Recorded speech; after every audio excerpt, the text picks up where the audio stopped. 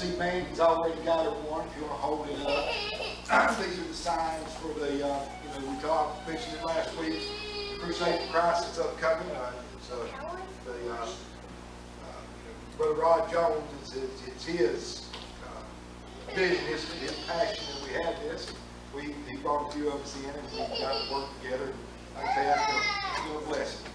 We've got to meet with each other some a few times, and it's been a real blessing. So, anybody that wants to sign, I think there's still 5 or 6 more of them back there. If anybody else wants to sign and there's none left, by all means, let me know and we'll get it.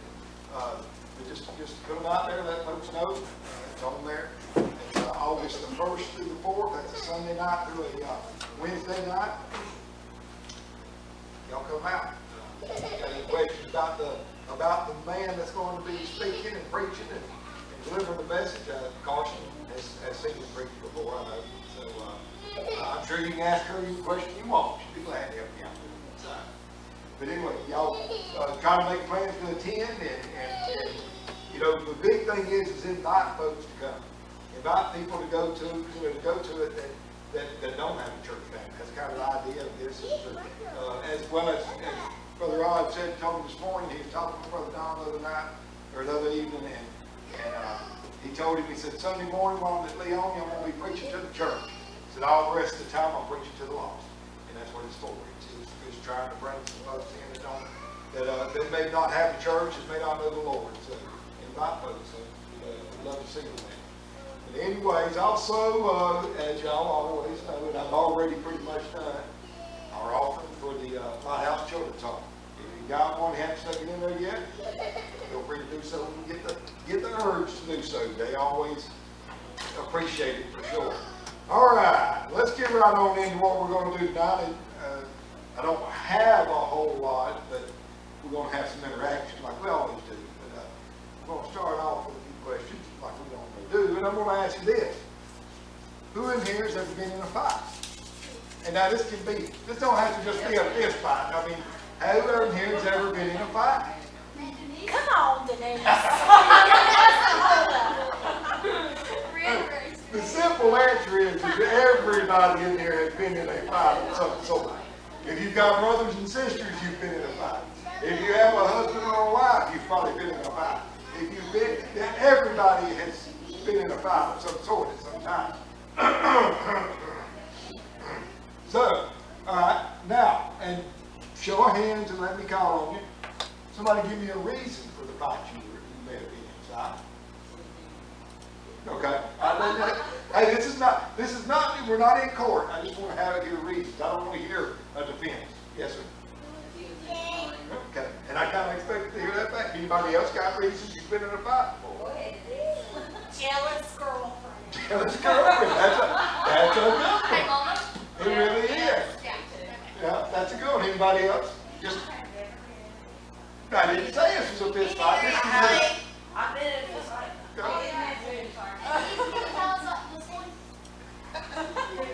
But the point is this fight, as I'm trying to point out, it's not necessarily a fist fight, folks. It is a fight. Who has been in it? To what? No, that's not. That's the other way around. But anyway, let me ask you this. How many of you ever been in some type of fight that you had support of others to back you up in the fight? I mean, like I said, this is not, I'm talking about all kinds of any type of fight. Have you had support? You felt you had that confidence of having support in the fight. It's nice. It's nice to have that support. All right, well, let me ask you this now. How many have ever had to fight alone? To fight alone. You didn't have any support. And there may be more than you in this fight, be it a physical fight, be it an argument fight, be it whatever in this fight, you had to do it alone. How does that feel?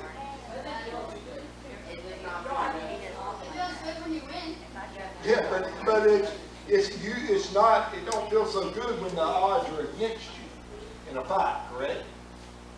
I mean, I don't think anybody looks forward to going out on their own and having to fight a large group of people, being whatever it may be, a physical fight, or even getting the verbal beat down of something, or whatever it may be. Now, let's go a little bit further into it.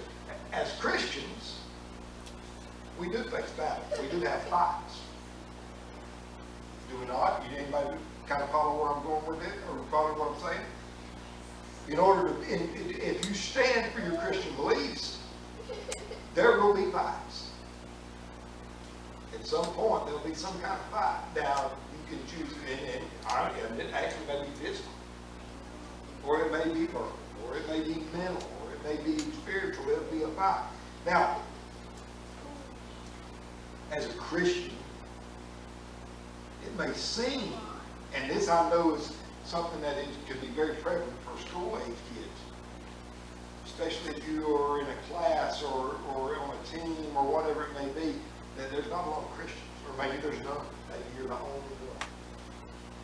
You're going to be in situations as a Christian in your life where you will be the only person that proclaims Christ in that group. That's going to happen to you. It will happen to you. Now, how you choose to handle that will make a difference. But the bottom line is, there will be times when you are alone. And you are the only one there that proclaims Christ. That's going to happen sometimes. Now, and it will seem as though you have no support system. Nothing to help you there. No, nothing at all. Now, as a Christian, who do we fight? Well, no. I mean, who do we fight? Enemies? What else? No, I'm in the world sense right now. Who do we fight? Non-believers. Right. Examples. Sure. Yes, sir. Yeah. Y'all are jumping ahead of me right now. Right now, we're still in the fleshly sense. We fight stuff like friends because we have differences. We may have a friend that's not a Christian. We fight classmates because there may be something that comes up in class that we have to make we have to stand up, take a Christian stance on it. And then we have, that's right, teachers, that's on my list right there. Teammates, because we have a lot of kids on ball teams and things like that. Sometimes it's going to be fighting with teammates. Sometimes it's going to be other adults that may be some of our friends' parents or something, or it may be teammates' parents or adults sometimes. Or, you know what? It may be in our own families. We may have opposing ideals within our own families, but it's a fight. But now, and y'all have already jumped to this, y'all got ahead of me. Who do we really fight? There we go. Absolutely. So y'all kind of beat me. Y'all jumped ahead of me. So let's start in Ephesians chapter 6. Hey, and I'm going to say too, sometimes, because most of us, everybody we know, are people with God, so you're not just fighting people who believe in Satan. They just No. the wrong life. It's not just people. And when I say fight, we're going to get into this and you'll see more what I'm talking about. Now, in the Christian sense of fighting, it is certainly different than the worldly sense of fighting. And we're going to see what we're talking about. But in Ephesians chapter 6, verse 12, it says this: For we wrestle not against flesh and blood, but against principalities, against powers, against the rulers of the darkness of this world, against spiritual wickedness in high places. In other words, we fight. And there's the list of things as a Christian that we fight. Does it say anything about friends, classmates, teammates, teachers, other adults, or family? No, we don't. That's not what it tells us. It tells us as Christians, we fight. Our fight is against things in the spiritual realm. It's not the physical realm. That's what it tells us right there. Now, as I was getting there, and y'all got ahead of me, I said, who is this describing? Well, 1 Peter tells us that very clearly. Open 1 Peter chapter 5 and verse 8.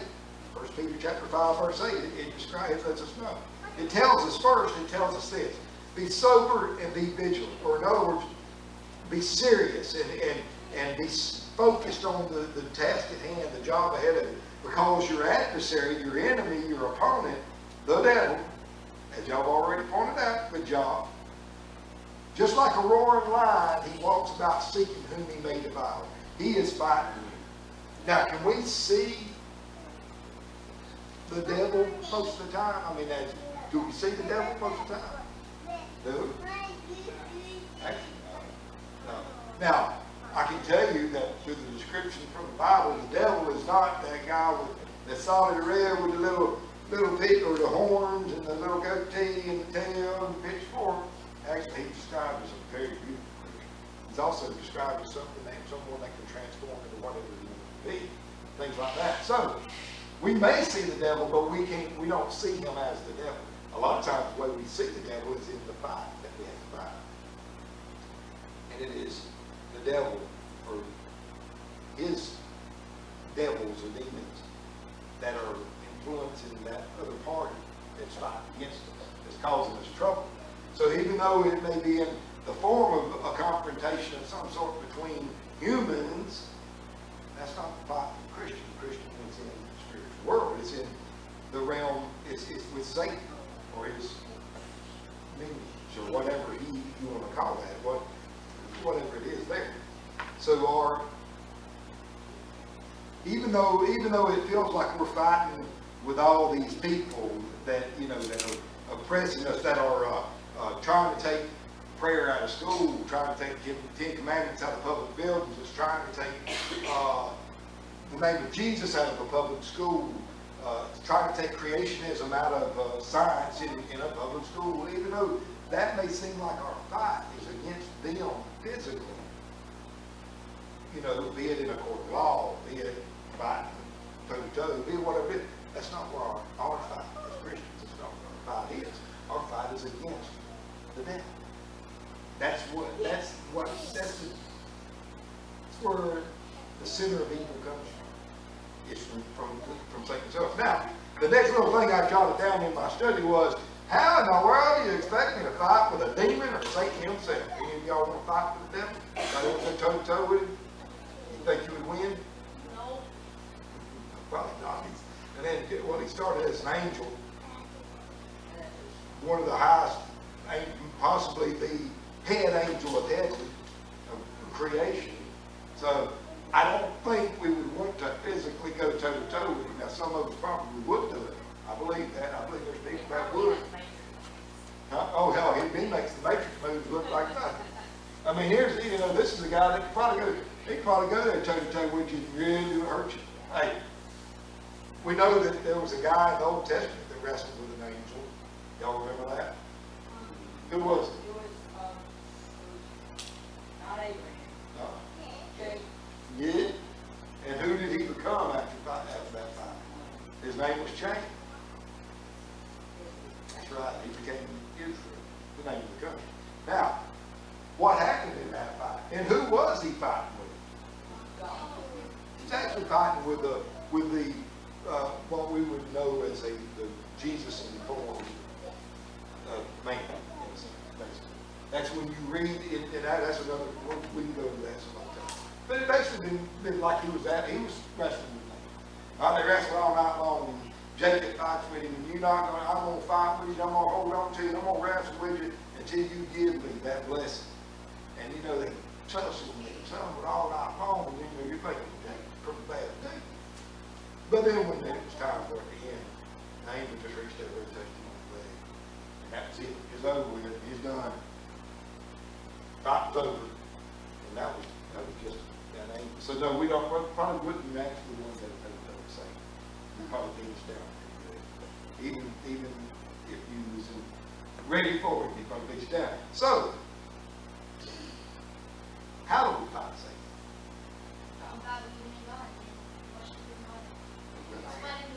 How do we know that we have defenses? Okay. What is? All right. Well, let me ask you this: are we alone in our fight against Satan? Well, what else do we? And the answer is, the answer I'm looking for is not God, and it's not prayer. We've already talked about it. We're praying righteousness. Well, and that's that obviously, that is very obvious. That's coming right on out of where we was just reading that. Well, Anybody know what Psalms 91:11 says? For he shall give his angels charge over thee to keep thee in all thy ways. What does that mean?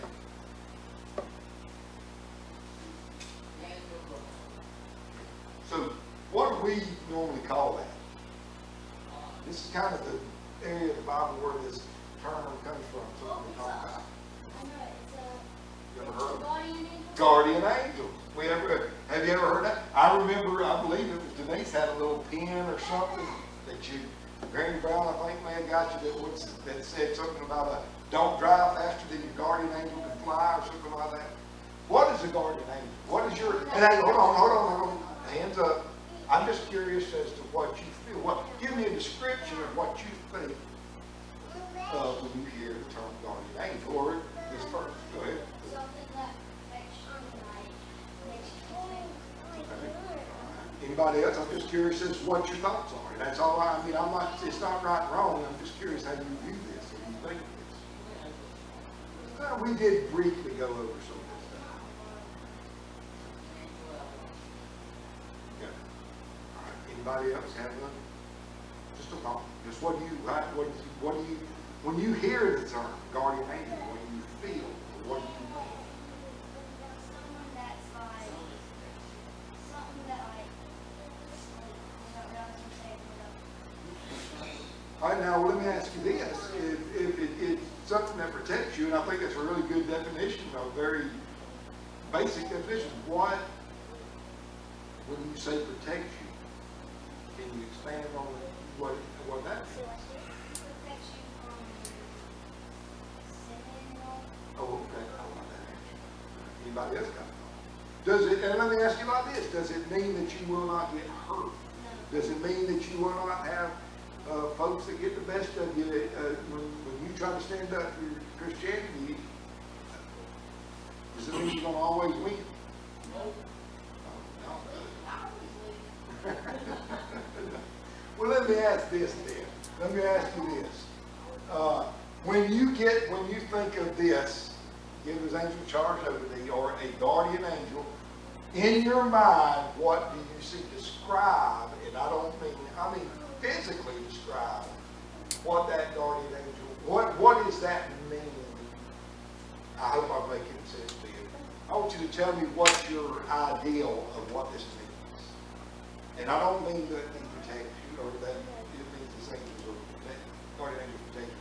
What is your thought? What do you see when you envision these angels have charge of you?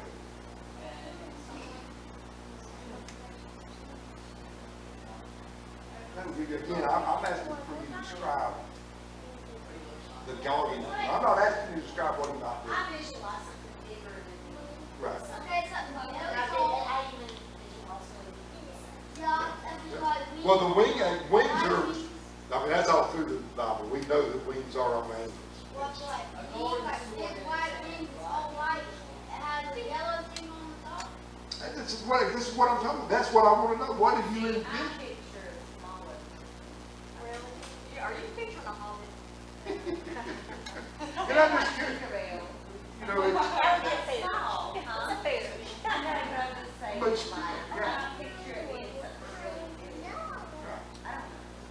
and then here's the thing, I mean, is we are going to we're going to have different ideas of what that is, because partially part of it is going to be what is it that makes us feel comfortable, you know, thinking of our protecting us and things like that. We're going to have different ideas.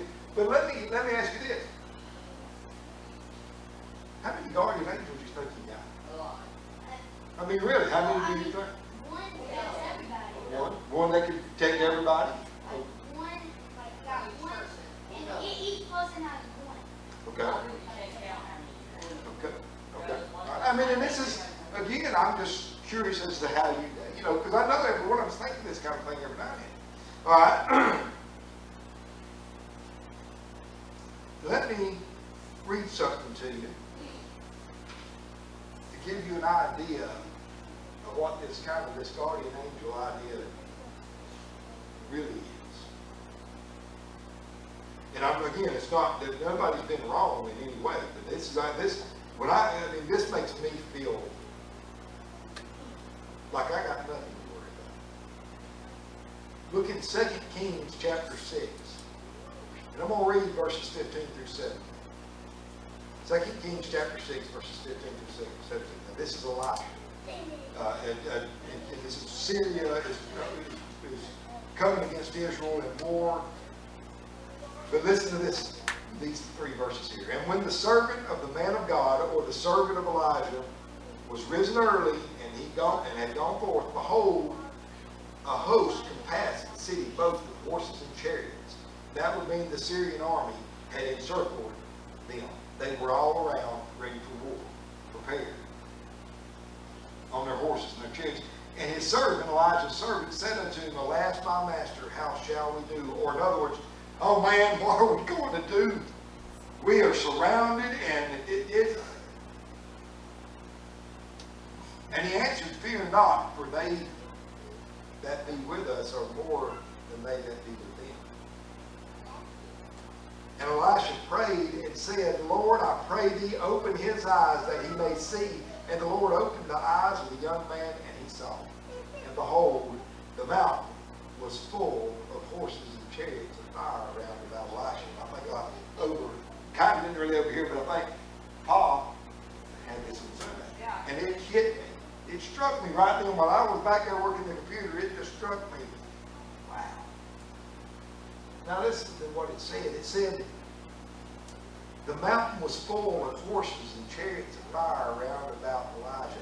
And see, Elijah asked God, hey, God, open my servant's eyes. Let him see this. He opened his eyes and let him see into the spiritual realm.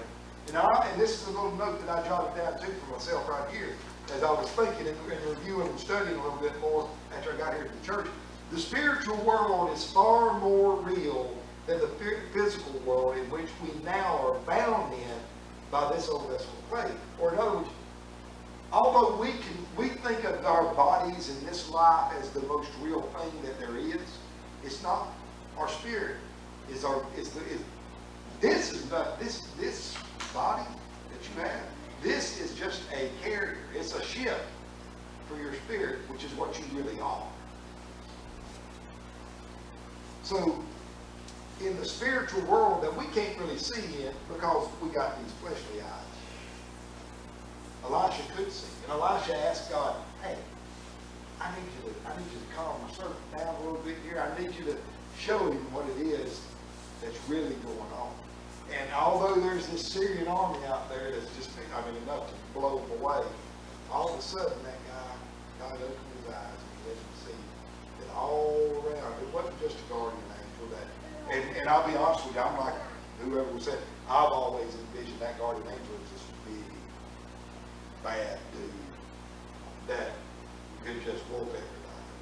Because that's, in some ways that's described in different places. In the book of Revelations, we're told about Michael the Archangel, or in other words, the warrior leading his army against Satan in war in heaven. All right? So I think that as well. But here's the thing. We're not bound to just one, although you're absolutely right. Just one can do the job.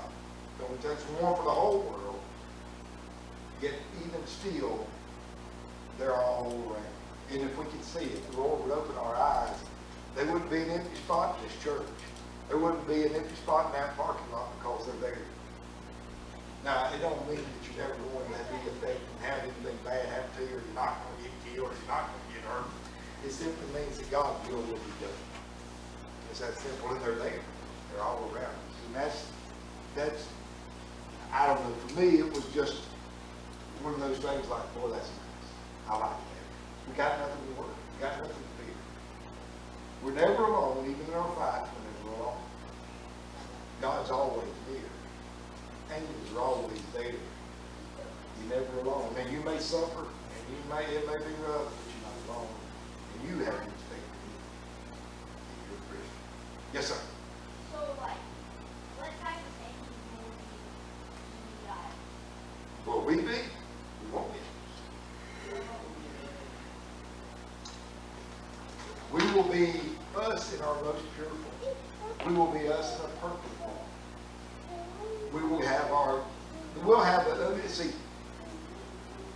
once everything is said and done, and the new heaven and the new earth is going to be, we will have the bodies that Adam and Eve had before the sin of the world, a perfect body. So we'll be the same in a sense, but we won't. We'll be perfect. Well, yeah, but we're still not God. But yeah, we will experience, we'll understand perfection. But now, and as far as angels, as we, the Bible lays it out like this, right now, in our human fleshly form, we're a little lower than the angels. Or another way, a little bit more stronger than us, faster than us, smarter than us, probably better looking than we are. Just all of these things, they're a little bit above us. But when we get to heaven, they're actually going to be a little bit below us. Why? Because they'll still be doing the same job that they were created to be doing the whole time. Ministers of God. Yes. What is that one guy that said? What was that guy in the Bible that Jesus said was smart? Are the angels smarter than him? Solomon? Let's see if we can figure that one out. Yeah. Angels are what God made them for. So if He made one to be wise, then He would be wiser than Solomon. But it's a different, and it's kind of hard to explain in the fact that angels have a specific reason to be. And so it wouldn't be the same as like, the same, it'd be different. Is that, I don't know if that makes sense. What would that do with that? Whatever the Lord's got to do. Like guardian and Well, you'll have to ask God when you get there, because that's one of those things that don't. Do what? I said, guardian and guardian the other people that's Well, eventually there's not going to be this other people. We know that. That's what we know. So, hey, as far as that's some of that stuff that not everything is answered. Some things are for you to wonder about. And that's one thing I can't answer. I have no idea what things are going to do. What's everything said and done? I don't know. So, any other questions, thoughts, comments? Anything? I would think if we all had visibility of the spot force, we all Yeah, I mean, that was my thing. I was like, I just, for whatever, and that's what's so beautiful, y'all, the Bible will never be fully revealed to you. It's always got things to reveal to you. You may read something 15 times, 100 times, and then all of a sudden you'll read it and you'll see something you've never seen before. That's the revelation of God. That's what's so wonderful. And that's just like that. I've read that before. But I've never read it and thought of it until the vision that I had of this idea, and it was awesome. And I mean, to think that it's all around. And it is, it's all around. I mean, it's been right. But, I mean, anybody? Anybody else? Anything? Any ideas, thoughts, comments, etc., etc., etc.?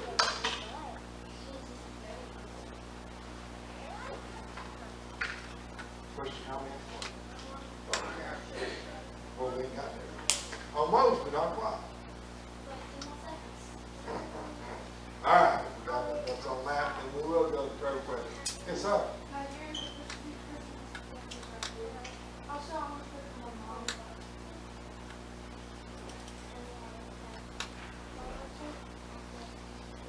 Yes, sir.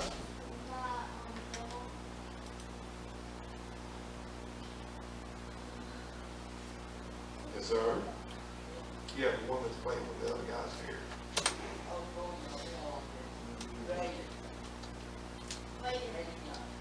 Braden Young.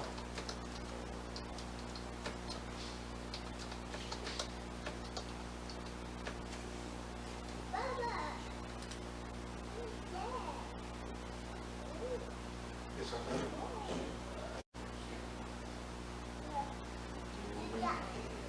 Let us know.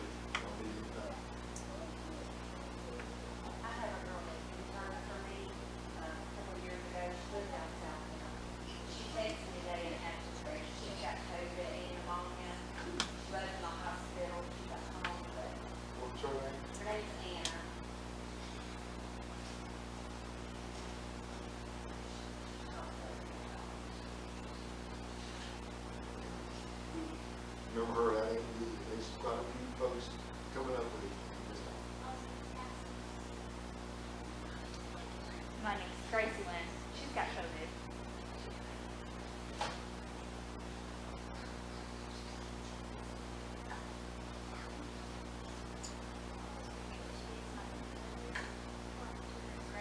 Family member. Anybody else? Anybody? My grandmother too.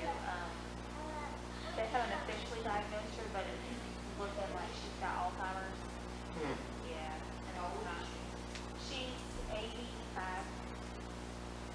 It's been going on for a few years, but it's like really, they think she's like stage 2 and they just kind of, Sounds sweet.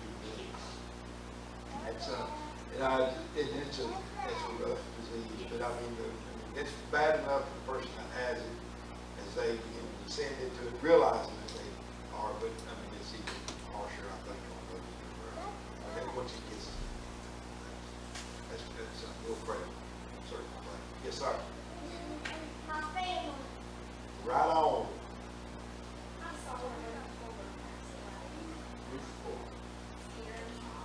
Fuller's Grocery. Oh, yeah, I do that, yeah. We'll remember that.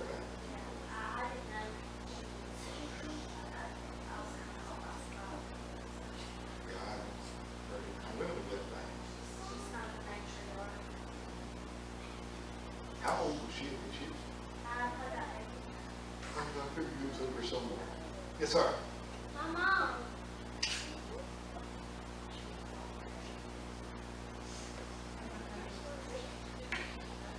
Anybody else?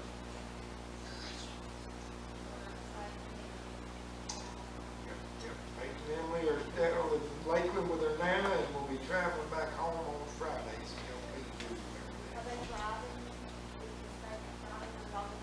Oh no, Nana's breaking on that. Yeah, we had to. I didn't know if I needed to end up. Yeah, Faith has a hard time making it down the road. I sure ain't sending her down to Lakeland yet. And she's got to learn a little bit better. So, Lord, I'm gonna have a hard time coming out of the year from that. So, all right, yes, sir. it's Alaska. Alaska Granny, yeah.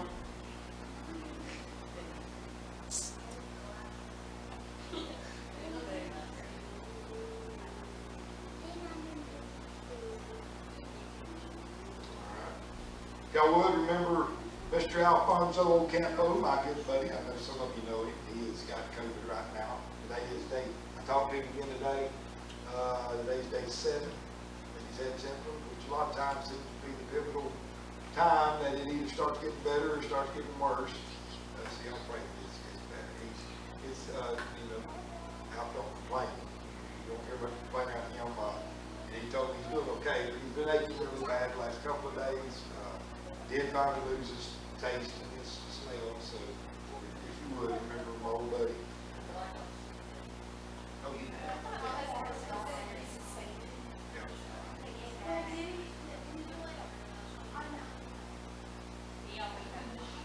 We always call him Alf. Y'all remember him. He's sick enough that he did call me yesterday and asked me to bring him some Gatorade and saltine crackers. Outside, so I did that for him. Oh, no, Mr. Marines had it, and as Mr. Juan pointed out to me, I don't get it, I guess. I talked to him a minute. He was in the yard, and I was over in the truck. He was bicycling down through Westfield the other day. Oh, yeah, me and Josh, maybe you run over him a couple of mornings there, but y'all have to know Mr. Juan, he's a character now. He's got a fine fella, but I guess I don't get it. Because he's been right there with him. He took care of Miss Maria and taking care of Alfonso. So. I don't know what he just talks a little. But we'll get into that.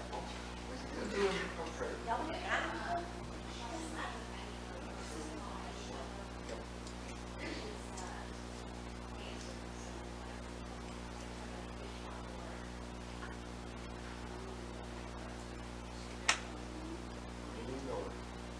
Yes, boys. My family. It's culture. Amen. I like them both. if I had anything else wrote down here. Oh, my cousin's wife, Betty McGowan, she fell this Saturday. She fell over her hip. I think Betty she's in her early to mid-70s, probably mid-70s now. She fell over her hip. She's in the hospital. And y'all remember her, and remember my cousin Jerry is. He's going to have to try to work out how to take care of her stuff. He's 78, pretty big, so y'all remember that. Of course, remember the crusade that's coming up. Remember Brother Roy's just ran Daniel, Rush White. I hadn't heard anything lately on that. He's having a I'm in the hospital right now, having chemo for 4 days. Y'all do remember it, and pray that this takes care of things, and pray that he stays okay.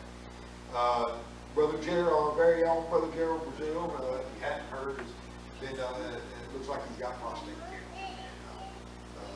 If he does, it looks like also that it's early, and that's good too. But y'all pray for Brother Gerald that he'll be healed, and if it be, God's will that he go through treatment or whatever it may be, that he does take it, and he's able to handle it, it's not too tough. So y'all remember Brother Gerald. Yes, sir.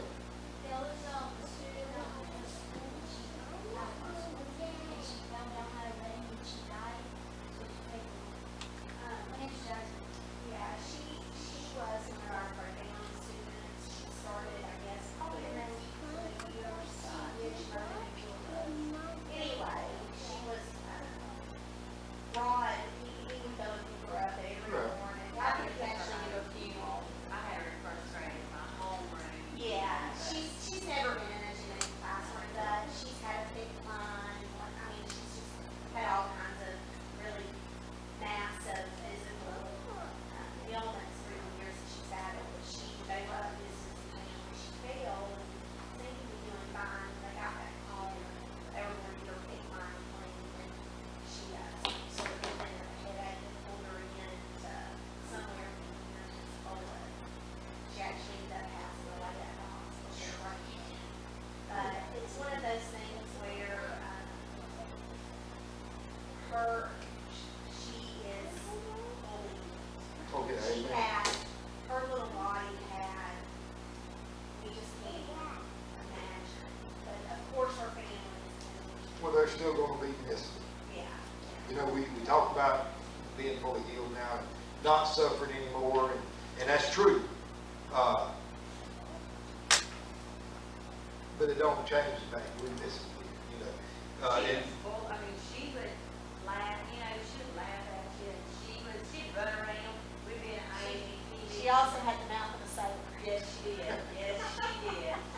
sometimes our It environment would be very unexpected. Well, I'd be in an IEP meeting, and we'd be in Rod's office with her, and we would do it, and he would come over there and sit, at the table where we was having a conference, well, she would sneak over there and sit in his chair, and she would just giggle and giggle, she'd pop her feet up on the desk. She was in first grade like that, so she was something else. She didn't come to school this past year, so she was. and you talk about that. We're, I think me and somebody, maybe me and Rod or me and Dr. Cameron today, said something about this. We talk about praying for healing and stuff like that, and then just like you said, she is fully healed now. The truth is that it's not always, our healing is not always our physical healing. And it's not. And in the book of Job, real quick, in chapter 33, verse 29, it says, "Lo, all these things worketh God oftentimes with man, to bring back his soul from the pit, to be enlightened with the light of the living." Now, I jot notes in my Bible. If anybody ever tells you, don't you write in your Bible, you tell them, well, I'm writing down what the Lord laid on my heart. And you got it. It's just good. I love a wide margin when you write. But I jotted this. The final sickness of our lives can be eternally healed if we only accept Christ's healing. In other words, if we accept the salvation of Jesus Christ, then we are healed. We do get healed. We never die. That's what the Bible tells us. So even though, and the thing is now, we have families who are missing, and they are. In some ways, I'm sure that they feel a sense of relief in the fact that she's not suffering anymore, but it don't change the fact that they're going to miss her. So y'all do remember that. No doubt about that. All right, got anything else? Anybody else?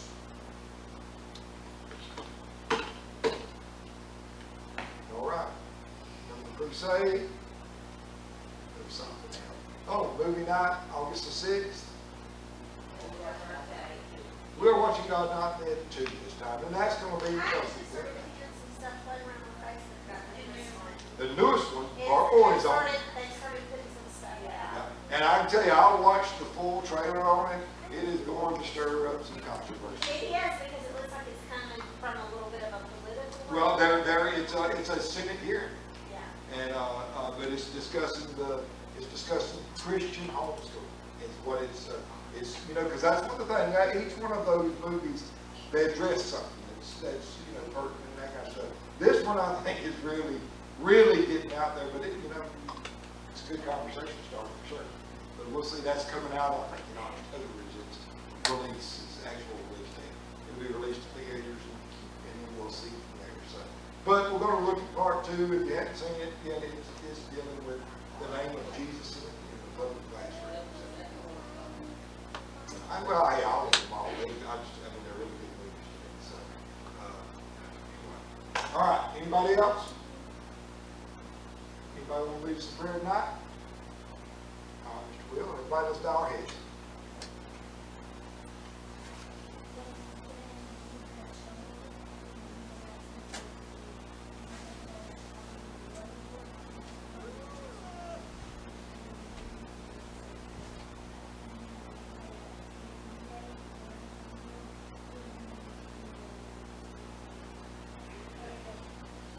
All right.